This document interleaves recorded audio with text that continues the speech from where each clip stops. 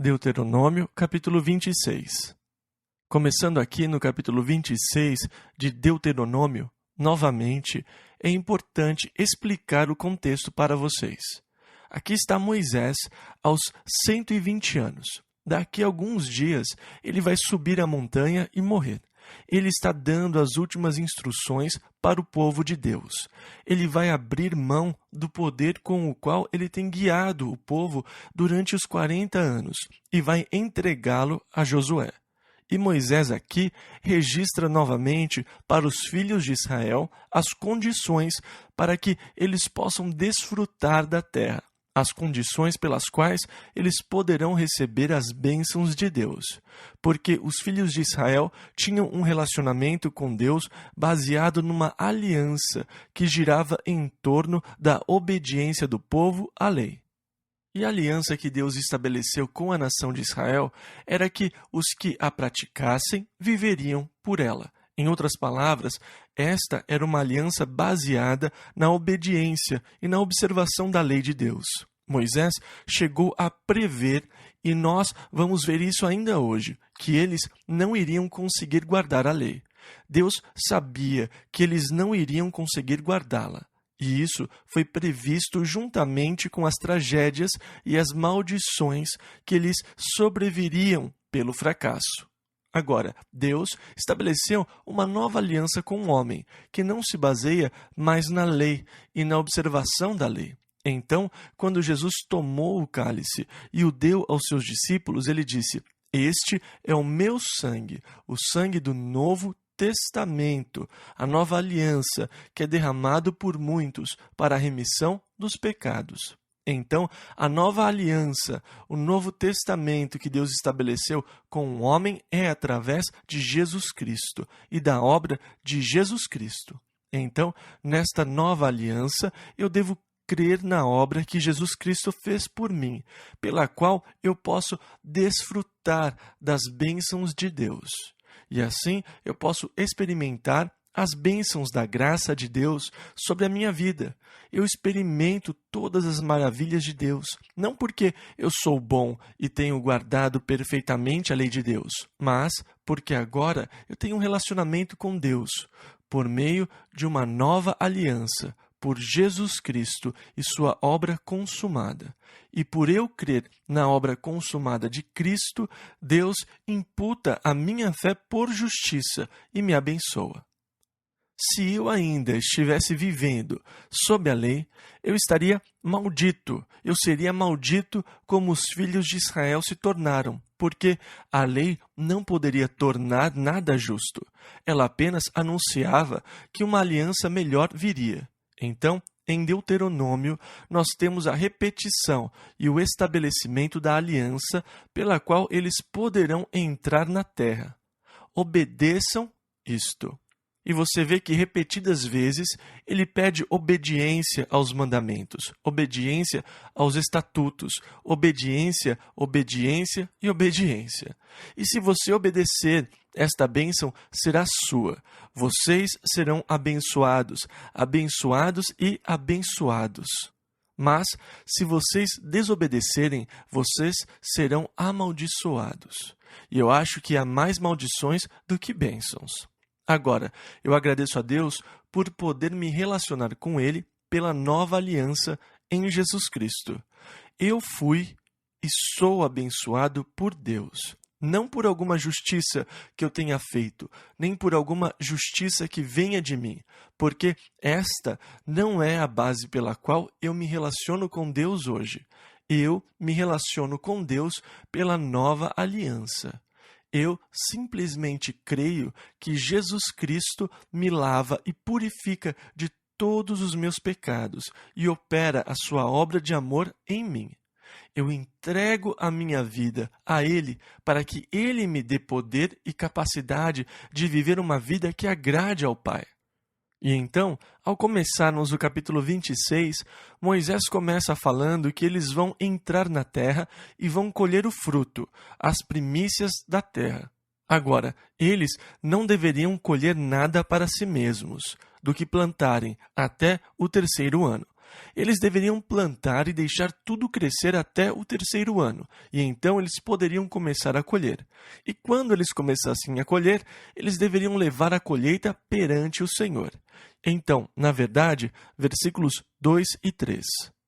Tomarás das primícias de todos os frutos do solo, que recolheres da terra, que te dá o Senhor teu Deus, e as porás num cesto, e irás ao lugar que escolher o Senhor teu Deus, para ali fazer habitar o seu nome. E irás ao sacerdote, que houver naqueles dias, e dir-lhe-ás: Hoje declaro perante o Senhor teu Deus, que entrei na terra que o Senhor jurou a nossos pais dar-nos. Então, você deve levar as primícias da terra. Você deve levá-las a Deus e deve confessar que agora você está na terra que Deus prometeu. Este é o reconhecimento da fidelidade de Deus em manter a sua promessa, porque Deus tinha prometido a Abraão que ele lhe daria essa terra. Então, agora você está na terra. Leve as primícias a Deus e professe, declare que Deus manteve a sua promessa. E é muito interessante aqui no versículo 5. Então testificarás perante o Senhor teu Deus e dirás: Arameu, prestes a perecer, foi meu pai, e desceu ao Egito, e ali peregrinou com pouca gente, porém ali cresceu até vir a ser nação grande, poderosa e numerosa. Ao falar de Jacó, ele o chama de Arameu, que desceu ao Egito com pouca gente. E enquanto esteve no Egito, naquele período de 400 anos, Deus os tornou uma grande nação, e Deus os tirou de lá e saqueou os egípcios. Vocês devem contar a grande obra de Deus, de tê-los tirado do Egito e de tê-los trazido a esta terra, que mana leite e mel, da servidão do Egito para as bênçãos de Deus. Agora, eu levo a Deus as primícias desta gloriosa terra que Ele nos deu. E no versículo 11, e te alegrarás por todo o bem que o Senhor teu Deus te tem dado a ti e à tua casa, tu e o levita e o estrangeiro que está no meio de ti. E este é outro mandamento. Deus ordena que se alegrem. Deus quer um povo feliz. E o povo de Deus deveria ser um povo feliz. Nós deveríamos ser o povo mais feliz da face da terra. E que testemunho damos a Deus se o seu povo está sempre deprimido, abatido, azedo e sério? Deus quer que vocês sejam um povo alegre. Versículo 12 ao 14. Quando acabares de separar todos os dízimos da tua colheita no ano 3º, que é o ano dos dízimos, então os darás ao levita, e assim por diante. E dirás perante o Senhor teu Deus: Tirei da minha casa as coisas consagradas, e as dei também ao levita, e ao estrangeiro, e ao órfão e à viúva. Não transgredi os teus mandamentos, nem deles me esqueci. Delas não comi no meu luto, nem delas nada tirei quando imundo, nem delas dei para os mortos. E ele prossegue com isso, novamente reconhecendo que Deus os levou até a terra onde mana leite e mel. Versículo 17. Hoje declaraste ao Senhor que Ele te será por Deus, e que andarás nos seus caminhos, e guardarás os seus estatutos, e os seus mandamentos, e os seus juízos, e darás ouvidos à sua voz. Muito bem, vocês então deverão jurar que Deus é o seu Deus, na verdade que Jeová é o seu Deus, que andarão nos seus caminhos e guardarão os seus mandamentos, etc. Versículo 18, e o Senhor hoje te declarou que tu lhe serás por seu próprio povo, como te tem dito, e que guardarás todos os seus mandamentos. Versículo 19, para assim te exaltar sobre todas as nações que criou, para louvor e para fama e para glória. Deuteronômio, capítulo 27. Aqui no capítulo 27, diz que quando vocês chegarem à terra, vocês devem pegar pedras, construir um pilar e rebocá-lo com cal. Depois, vocês vão escrever no pilar as palavras da lei, quando vocês tiverem passado para a terra que Deus lhes deu. Versículo 4 ao 8. E será, pois, que, quando houveres passado o Jordão, levantareis estas pedras que hoje vos ordeno no monte Ebal, e as caiarás. E ali edificarás um altar ao Senhor teu Deus, um altar de pedras. Não alçarás instrumento de ferro sobre elas. De pedras brutas edificarás o altar do Senhor teu Deus, e sobre ele oferecerás holocaustos ao Senhor teu Deus. Também sacrificarás ofertas pacíficas, e ali comerás perante o Senhor teu Deus, e te alegrarás. E naquelas pedras escreverás todas as palavras desta lei, exprimindo-as nitidamente. Então, eles deveriam construir um altar, mas eles não poderiam esculpir nem cortar as pedras. Eles deveriam usar as pedras inteiras. Nenhuma ferramenta poderia ser usada nas pedras. Agora, na primeira vez que Deus ordenou a edificação de altares, ele disse que eles deveriam ser feitos com terra. É interessante que, quando eles faziam um lugar de adoração para Deus, o desejo de Deus era que o lugar fosse simples e natural.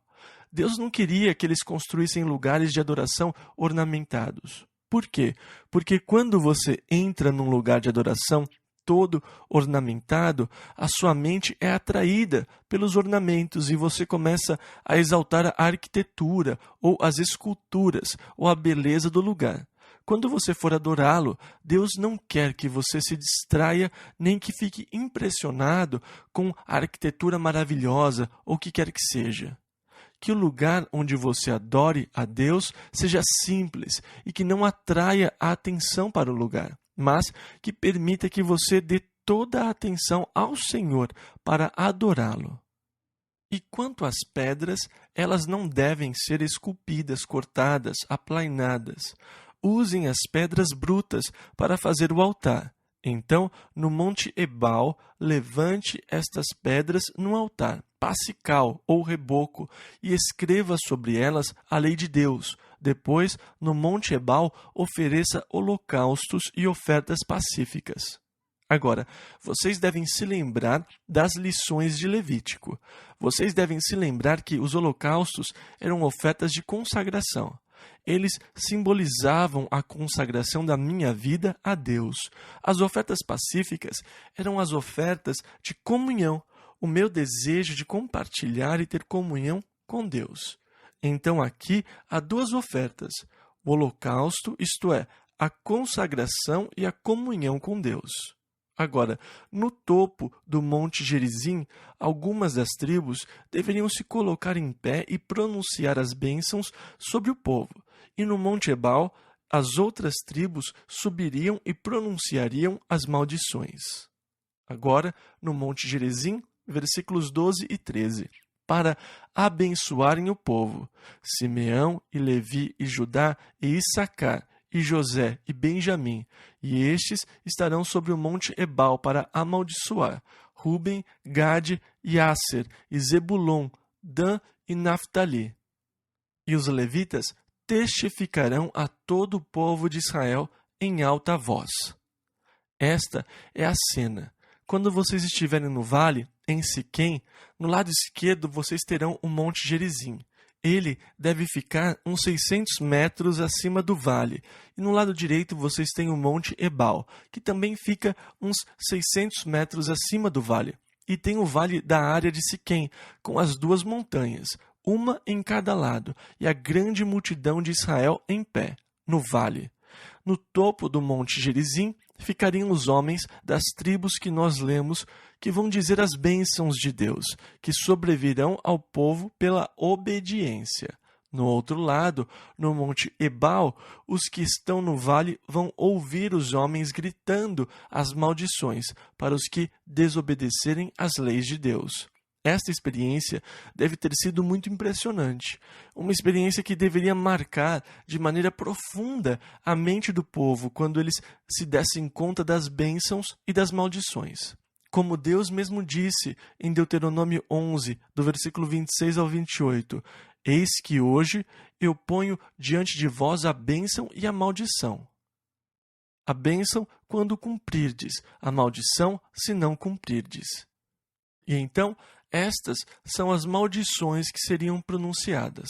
Versículo 15.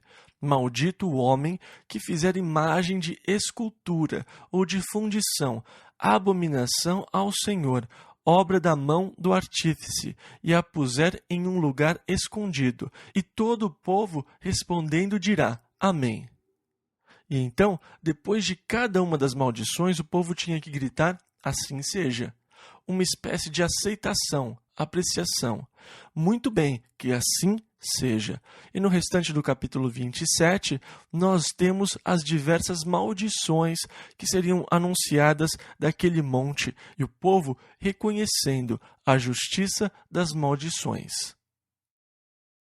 Deuteronômio capítulo 28.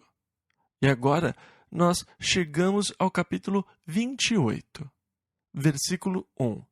E será que, se ouvires, veja a condição, se ouvires a voz do Senhor teu Deus, tendo cuidado de guardar todos os seus mandamentos que eu hoje te ordeno, e você vê isso ser repetido diversas vezes, porque esta era a condição da aliança. Através dela, eles iriam possuir e habitar a terra. Esta era a condição da bênção de Deus, a obediência aos mandamentos de Deus. Versículo 1 ao 14. O Senhor teu Deus te exaltará sobre todas as nações da terra, e todas estas bênçãos virão sobre ti e te alcançarão. Quando ouvires a voz do Senhor teu Deus, bendito serás na cidade, e bendito serás no campo. Bendito o fruto do teu ventre, e o fruto da tua terra, e o fruto dos teus animais, e as crias das tuas vacas e das tuas ovelhas. Bendito o teu cesto e a tua amassadeira, bendito serás ao entrares e bendito serás ao saíres.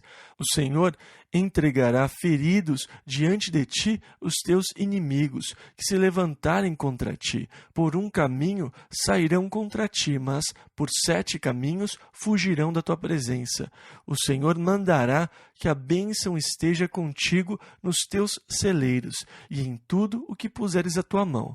E te abençoará na terra que te der o Senhor teu Deus. O Senhor te confirmará para si como povo santo.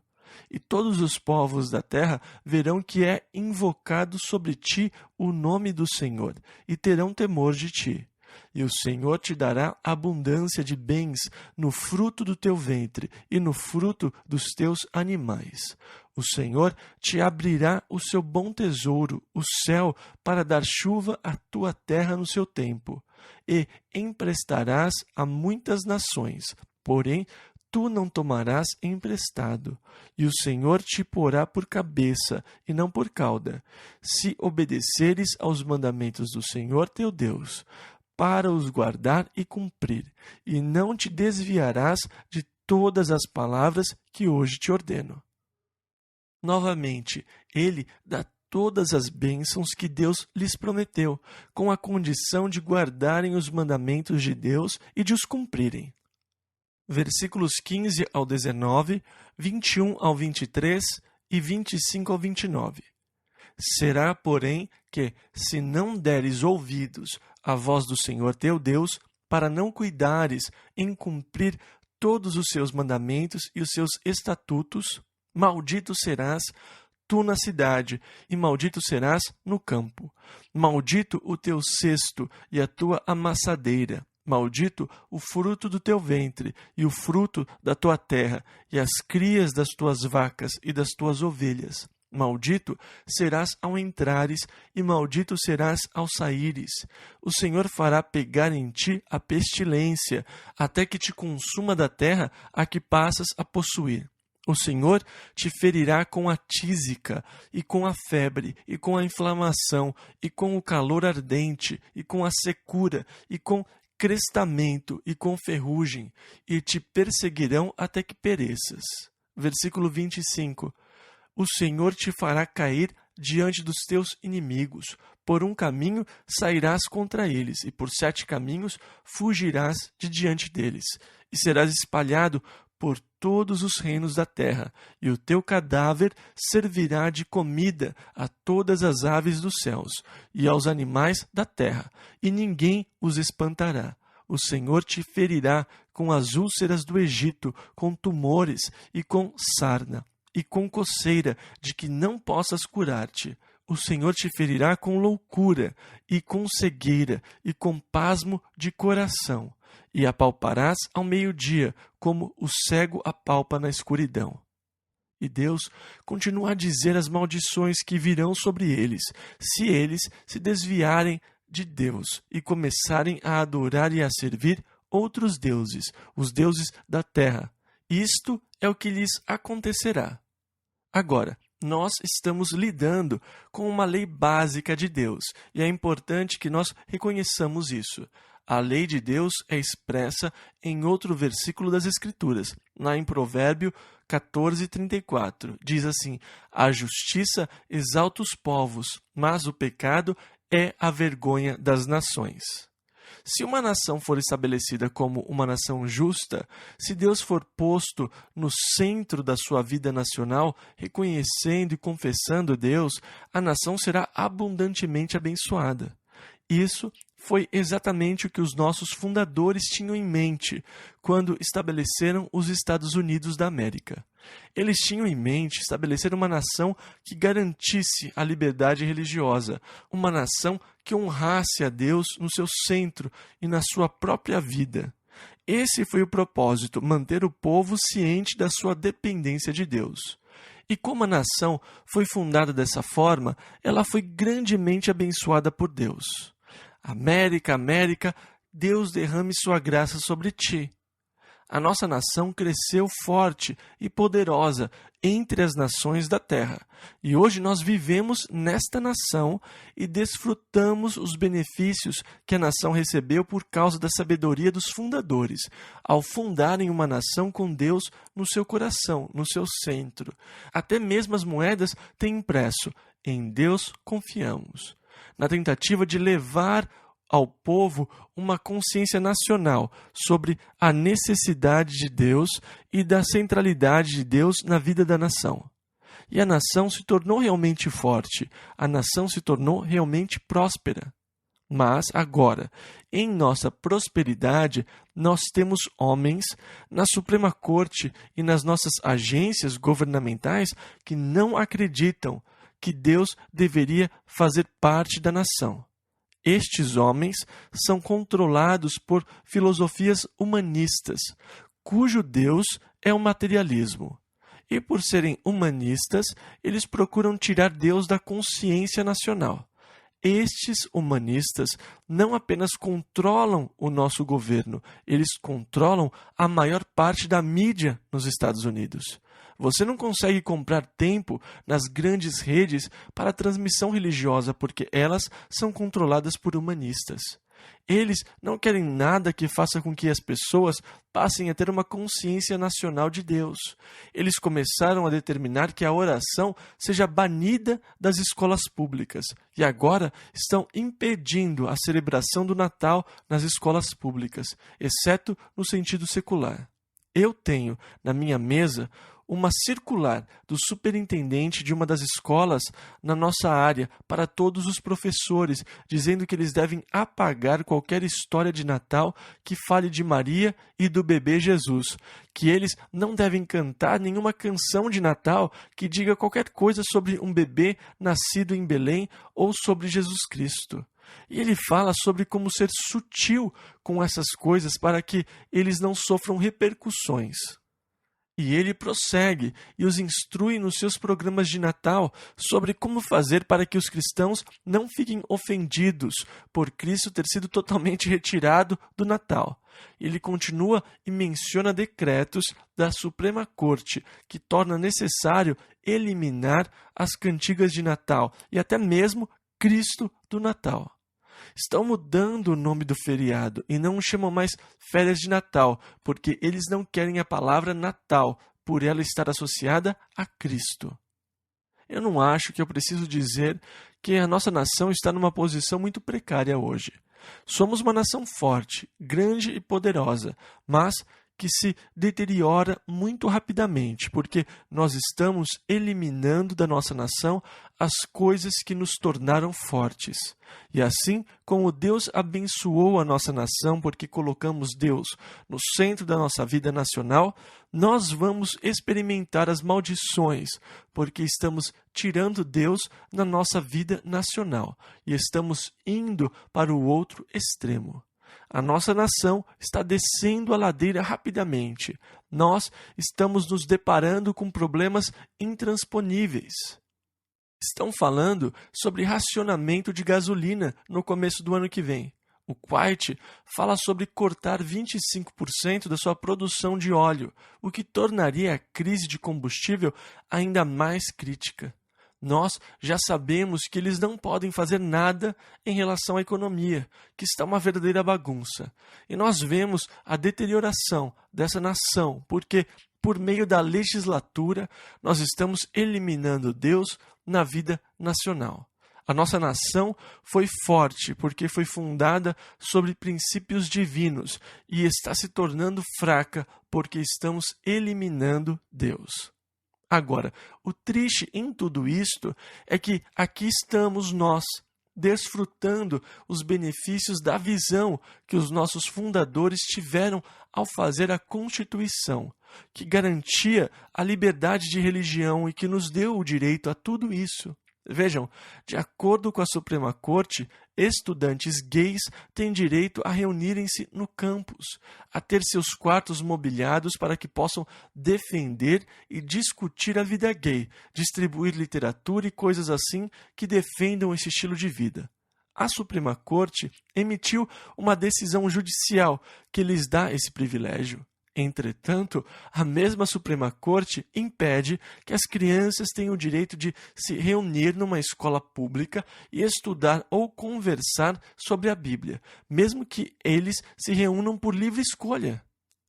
Mesmo assim, nós temos impresso nas nossas moedas: em Deus confiamos. Quão hipócrita pode ser uma nação? Sempre que há uma emergência nacional, o presidente diz: orem, desde que não seja no prédio escolar. Agora, existe apenas um princípio básico envolvido. Quando uma nação seguir a Deus, a nação será abençoada. Quando a nação der as costas a Deus, a nação será amaldiçoada. Eu estou orando para que Deus nos traga um avivamento nacional. Eu acho que esta é a única esperança para essa nação, um avivamento, o que fará com que as pessoas voltem a Deus e elejam legisladores e presidentes que não nomeiem lésbicas nem homossexuais como o governador do estado da Califórnia. Mas homens que tenham consciência de Deus, que tenham temor de Deus, que saibam que eles não são os juízes definitivos e que um dia eles estarão diante do juiz para prestar contas de si mesmos. E homens que tenham um senso de responsabilidade. Se uma pessoa não acredita em Deus, ela não tem senso de responsabilidade. Ela se torna a autoridade de si mesmo. E sempre que alguém se torna autoridade sobre si mesmo, você tem anarquia.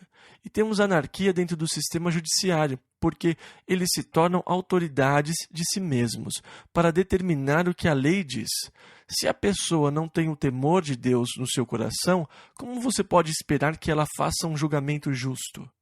Ah, que Deus nos ajude, como cristãos, a nos mexermos e nos tornarmos ativos para colocarmos homens de Deus no serviço público. Eu sinto que eu tenho obrigação de fazer isso, ou então eu não terei nenhum direito de relaxar e lamentar quando tudo estiver descendo pelo ralo. Então, Deus pronuncia as maldições que vão ocorrer e ele continua no versículo 37, dizendo que eles serão levados por outras nações. E serás por pasmo, por ditado e por fábula entre todos os povos a que o Senhor te levará. Agora, isso é interessante porque foi o que aconteceu com o judeu. Eles foram levados a outras nações e tornaram-se um provérbio, e parece que às vezes eles eram odiados pelas nações mesmo sem motivo. Ainda hoje, há quem tenha sentimentos antissemitas muito fortes, e o termo judeu se tornou quase que uma palavra manchada. Um provérbio, uma maldição, porque eles desobedeceram os mandamentos de Deus. Versículo 45 ao 47. E todas estas maldições virão sobre ti. Em outras palavras, como se isso não fosse o suficiente, Deus continua e vai em frente.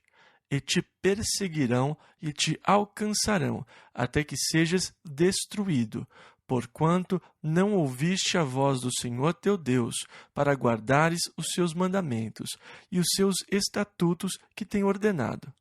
Versículo 47. Porquanto não serviste ao Senhor teu Deus com alegria e bondade de coração, pela abundância de tudo.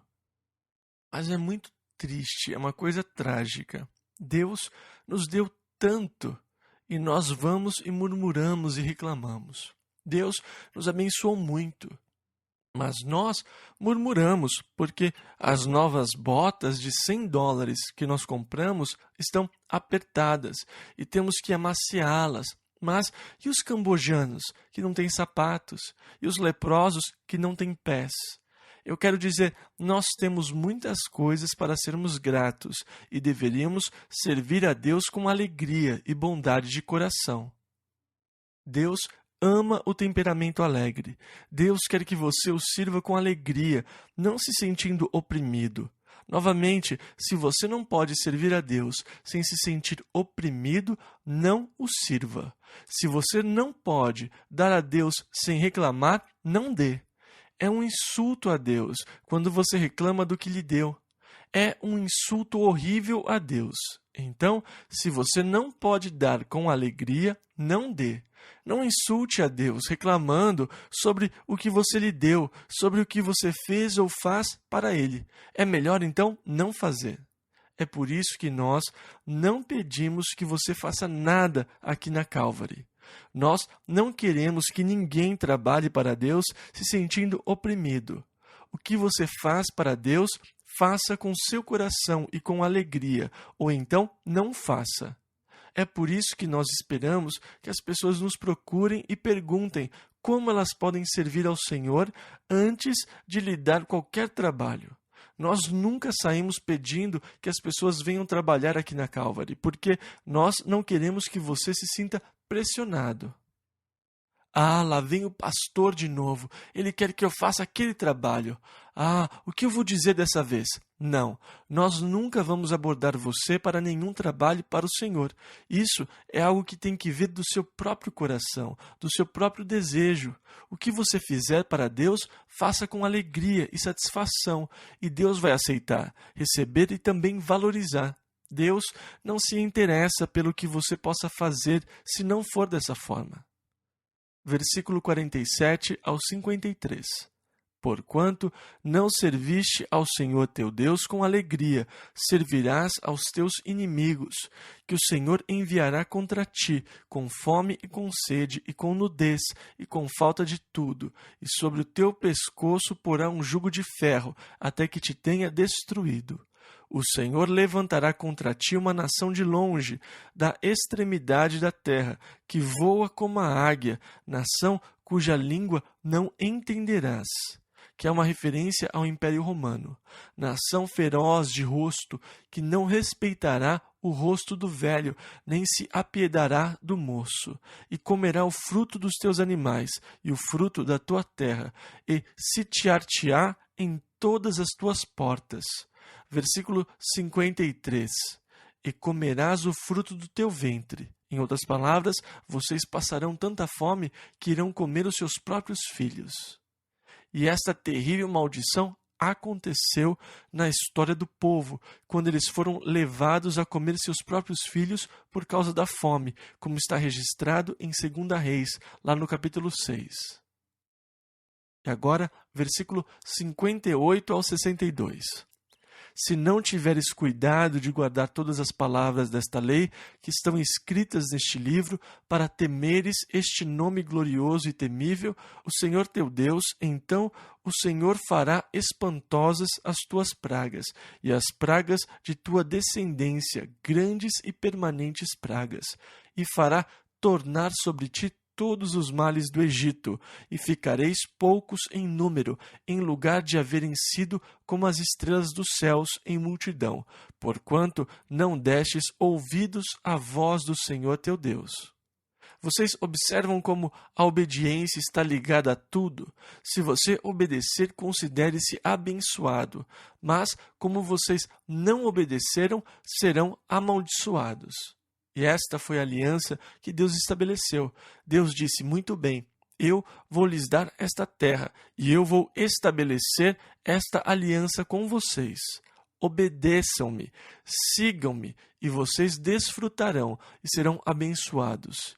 Desobedeçam-me, e a maldição lhes sobrevirá. Esta era a aliança pela qual Deus lhes deu a terra. Versículo 64 e 67. E o Senhor vos espalhará entre todos os povos. Versículo 64. Desde uma extremidade da terra até a outra, e ali servireis a outros deuses que não conheceste, nem tu, nem teus pais. E além disso, eles vão odiar estarem vivos. Pela manhã dirás, quem me dera ver a noite, e à tarde dirás, quem me dera ver amanhã. Deuteronômio, capítulo 29. E aqui, Deus continua a falar sobre a aliança, versículo 1 ao 6. Estas são as palavras da aliança que o Senhor ordenou a Moisés que fizesse com os filhos de Israel.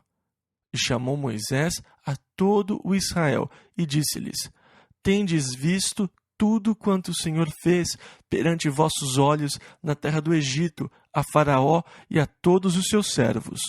As grandes provas que os teus olhos têm visto, aqueles sinais e grandes maravilhas. Porém, não vos tem dado o Senhor um coração para entender, nem olhos para ver, nem ouvidos para ouvir, até ao dia de hoje. E 40 anos vos fiz andar pelo deserto. Não se envelheceram sobre vós as vossas vestes, e nem se envelheceu o vosso sapato no vosso pé. Pão não comestes, e vinho e bebida forte não bebestes, para que soubesseis que eu sou o Senhor vosso Deus. Em outras palavras, Moisés disse, vocês viram as coisas de Deus, mas elas se tornaram lugar comum. Você não as vê mais. Depois de 40 anos, olhem os seus sapatos. Eles não envelheceram. As suas roupas ainda estão boas. Vocês não chegaram a plantar nem a colher nada, mas Deus proveu alimento. Vocês se depararam com reis, com Sion e Og, e Deus os deu nas suas mãos. Vocês conquistaram a terra que Deus lhes deu como herança. Versículo 29. Guardai, pois, as palavras desta aliança e cumpre-as, para que prospereis em tudo quanto fizerdes. A prosperidade do povo estava atrelada à obediência e à observação dos mandamentos de Deus. Esta é a aliança que Deus estabeleceu. Versículo 10 ao 20. Vós todos estáis hoje perante o Senhor vosso Deus, os vossos meninos, as vossas mulheres, para entrardes na aliança do Senhor teu Deus, e no seu juramento que o Senhor teu Deus hoje faz convosco, para que hoje te confirme por seu povo, e ele te seja por Deus, como te tem dito, e como jurou a teus pais, Abraão, Isaque e Jacó.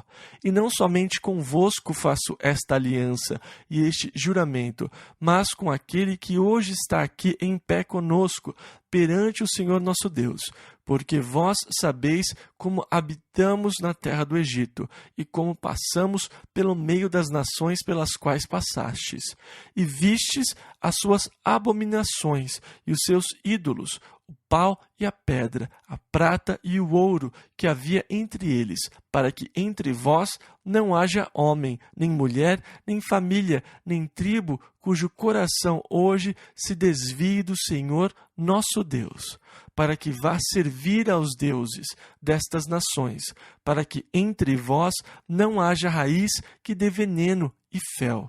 E aconteça que alguém, ouvindo as palavras desta maldição, se abençoe no seu coração, dizendo: terei paz, ainda que ande conforme o parecer do meu coração, para acrescentar à sede a bebedeira. O Senhor não lhe quererá perdoar, mas fumegará a ira do Senhor e o seu zelo contra esse homem, e toda a maldição escrita neste livro pousará sobre ele. Agora, é horrível quando alguém recebe a palavra de Deus, mas a contradiz no seu próprio coração. Quando a palavra de Deus diz, você não vai escapar da ira de Deus, e você pensa no seu coração, isso não é verdade, ou eu vou escapar, ou isso não se aplica a mim. O que quer que seja. É triste que as pessoas façam isso o tempo todo. Quando Deus pronuncia uma maldição, eles riem consigo mesmos e dizem, isso não vai acontecer comigo. Em Hebreus capítulo 2, versículo 3, nós lemos, como escaparemos nós se não atentarmos para uma tão grande salvação? Não há como escapar. A palavra de Deus se cumprirá. Lá em Gálatas 6:7 nós lemos também, não erreis, Deus não se deixa escarnecer. Mas existem pessoas que zombam de Deus. Guardai, pois, as palavras desta aliança e cumpre-as, para que prospereis em tudo quanto fizerdes. Versículos 24 e 25. E todas as nações dirão, por que fez o Senhor assim com esta terra? Qual foi a causa do furor desta tão grande ira? Então se dirá, porquanto deixaram a aliança do Senhor Deus de seus pais, que com eles tinha feito, quando os tirou do Egito. E no versículo 29 diz, e as coisas encobertas pertencem ao Senhor nosso Deus, porém as reveladas nos pertencem a nós e a nossos filhos para sempre, para que cumpramos todas as palavras desta lei.